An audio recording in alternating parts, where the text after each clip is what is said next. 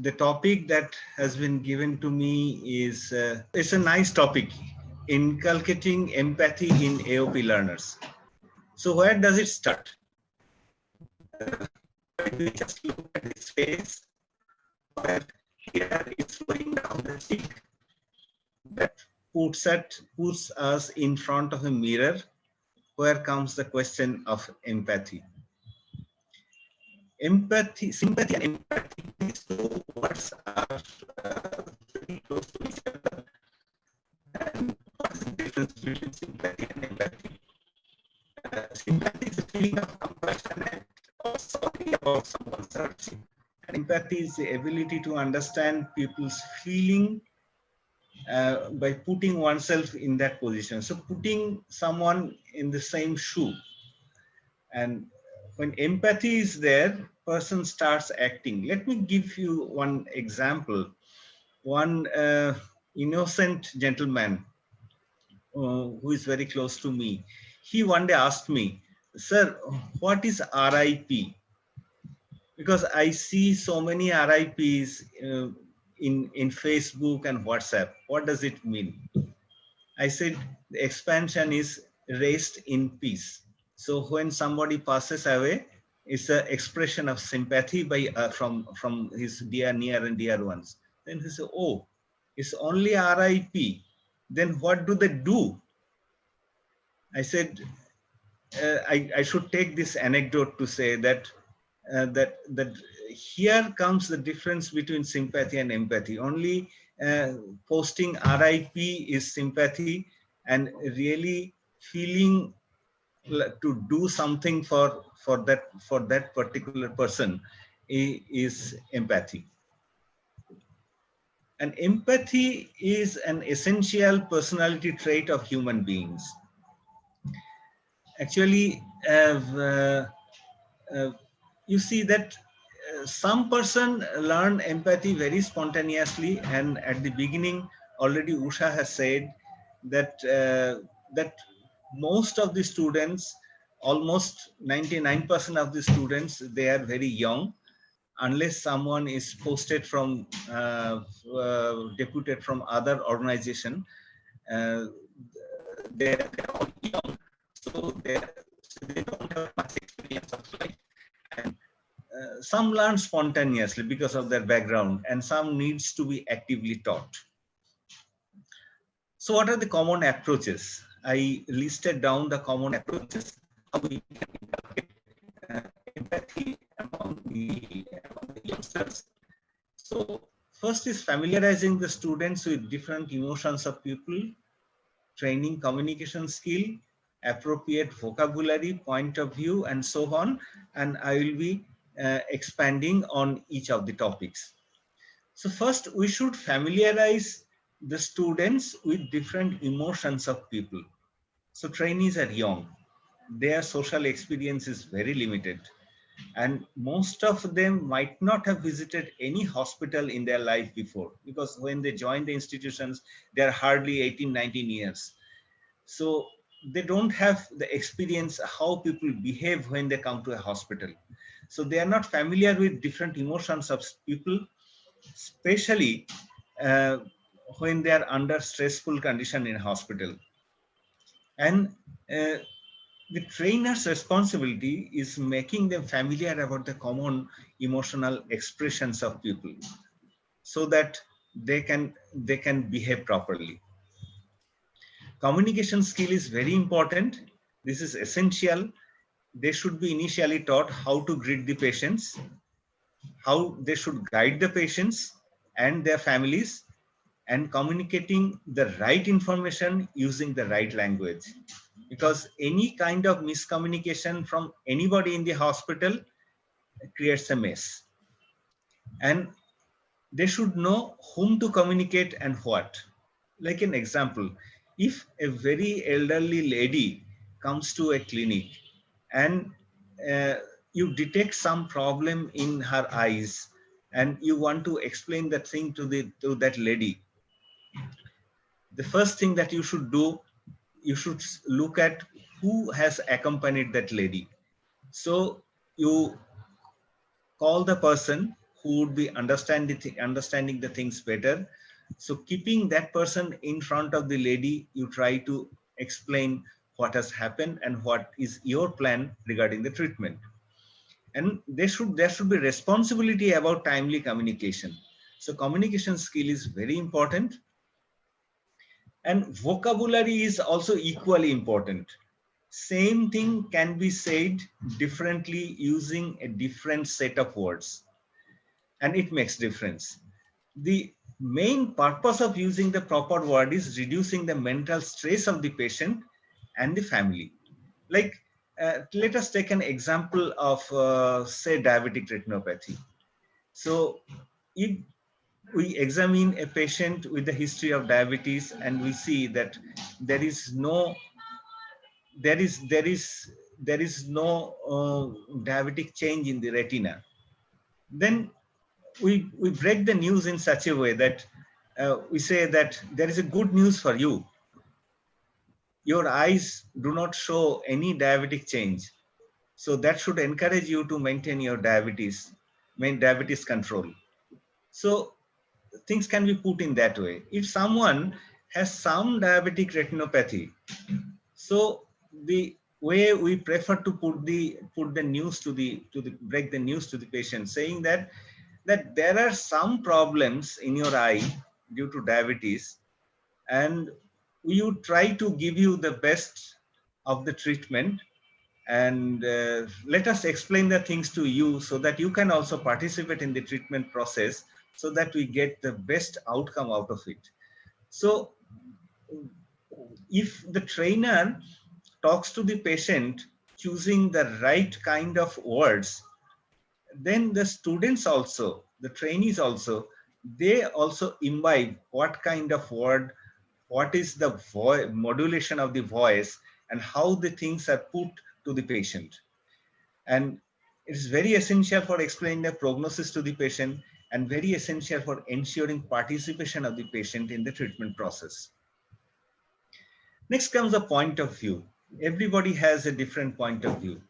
And for that matter, one big scientific information, that very simple but very important scientific information, that our two eyes even don't see similar object when they look at a single object.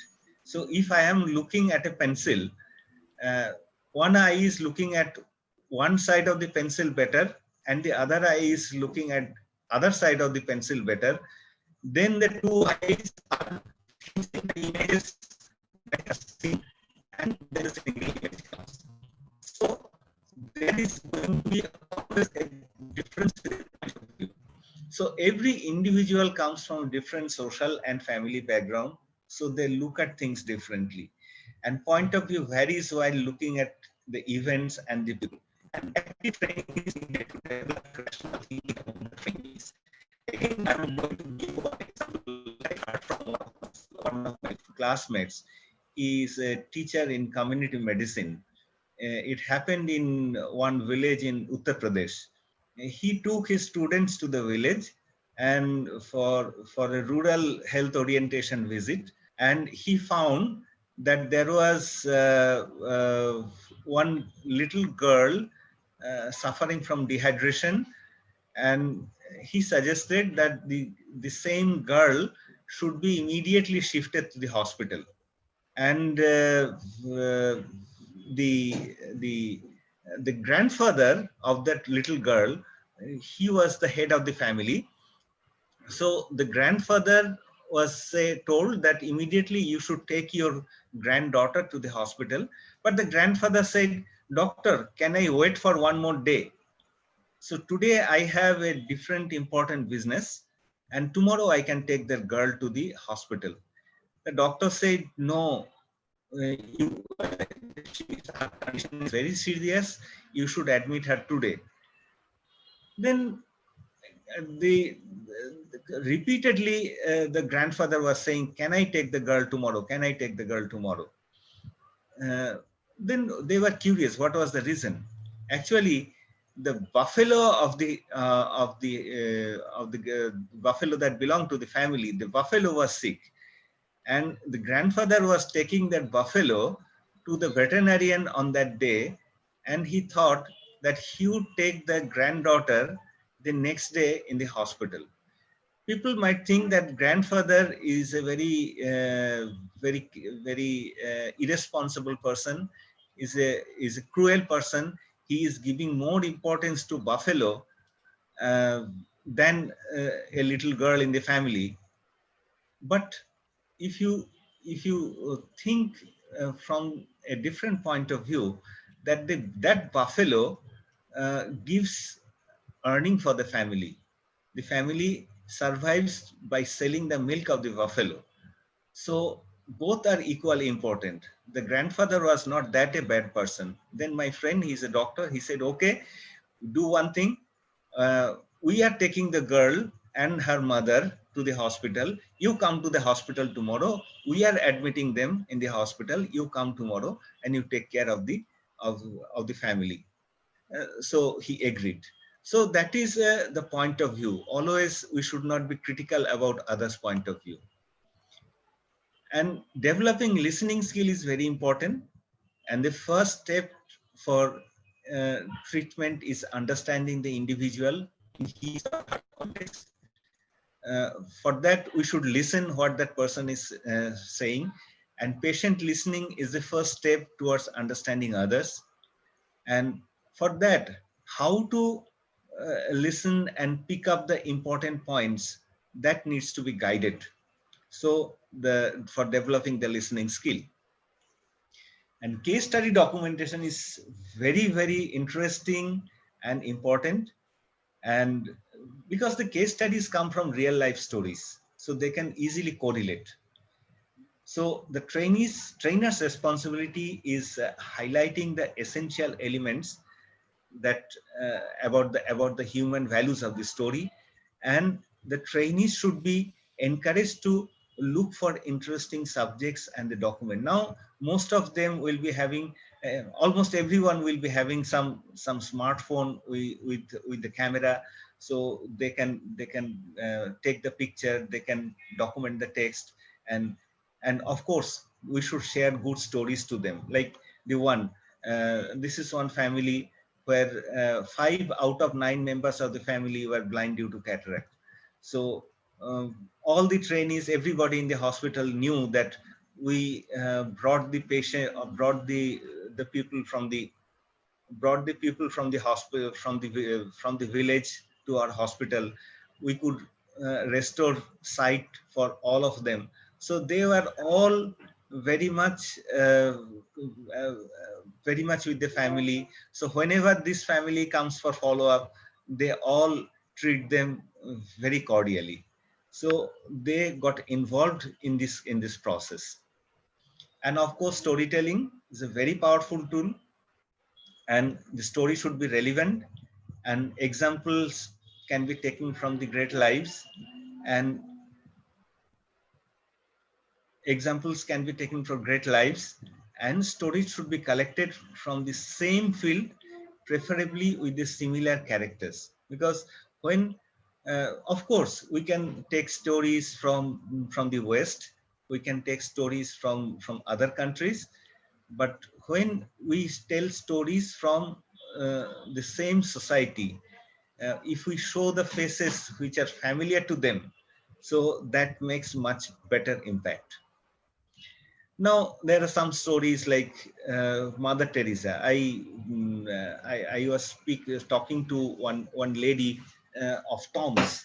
So when she came to know that I come from Calcutta city, she said I also spent some weeks in Mother Teresa's ashram in Calcutta, and I was put in the laundry section.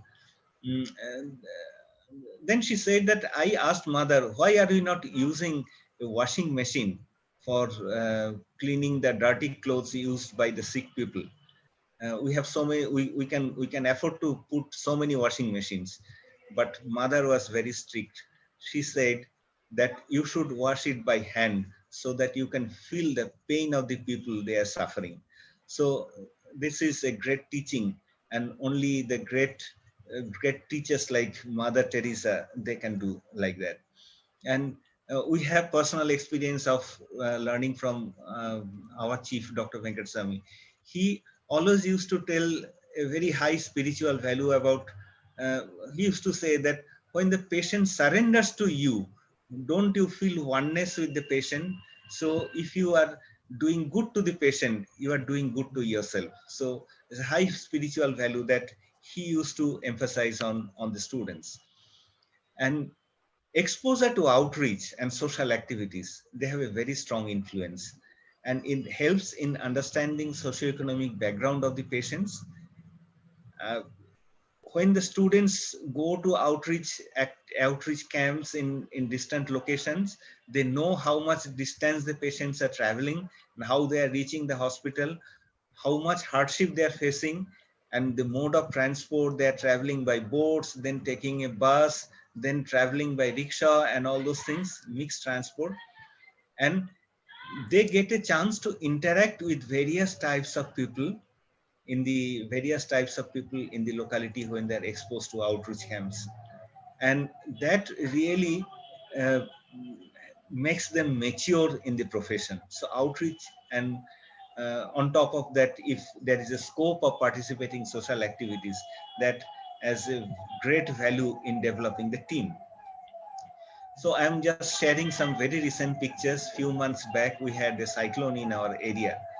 So I was so happy that when we were setting our team to go to different areas for distributing food and relief material to the suffering people, I had a queue of young people who are our optometry interns and our young staff.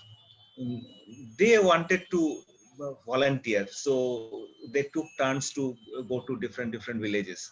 So when they go to the villages, and if they see this kind of picture, that actually motivates them to be empathetic.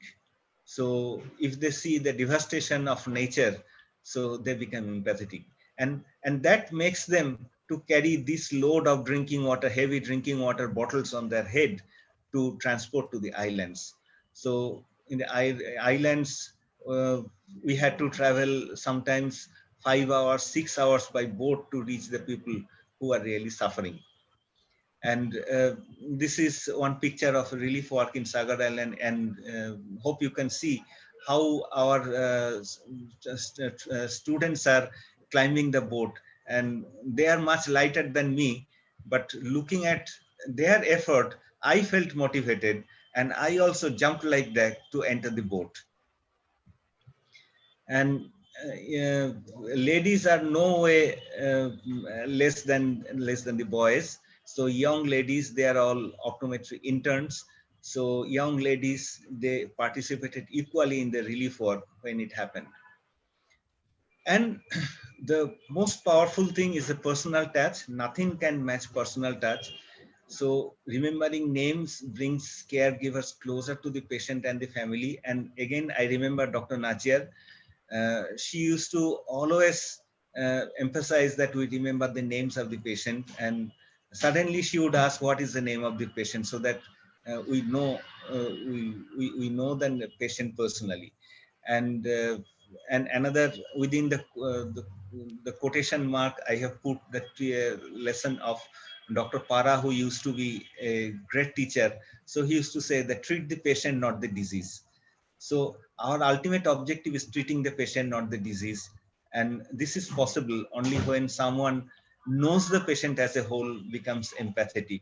And ultimately, AOP becomes the patient's advocate.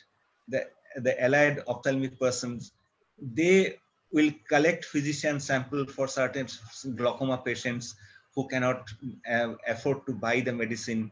They come repeatedly, they collect the medicine for them. They will ask the hospital authority for some concession for the patients. So all these come out of empathy. So what's the role of the trainer? They have to ignite the young mind, they empower the trainees to take certain decisions, and continuously support the trainees to excel.